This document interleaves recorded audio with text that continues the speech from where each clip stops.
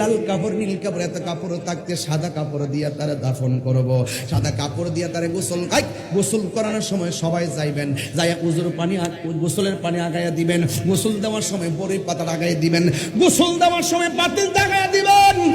আরে অনেকে গোসল করাইতে যায় না, ঘৃণা করে। আমি তো গোসল করাইতে গেলে মুর্দারে গোসল করার সময় পেটের মধ্যে এমনি চাপ দেই, চাপ দেওয়ার পরে ভিতর থেকে ময়লা বাইর, এমন টিস্যু দিয়ে ময়লা হাত দিয়ে পরিষ্কার করে দেয়। কেউ এটা ঘৃণা করে অনেকে যায় না। আরে বাবা, আরেক বেটার বাবা মারা গেছে, তুমি কেন ঘৃণা করো? আজকে এই লোকটার যে অবস্থা, এই অবস্থা তো আমারও হবে, কথা কোন ঠিক কিনা? এই অবস্থা তো আমারও হবে। আমার নবী বলে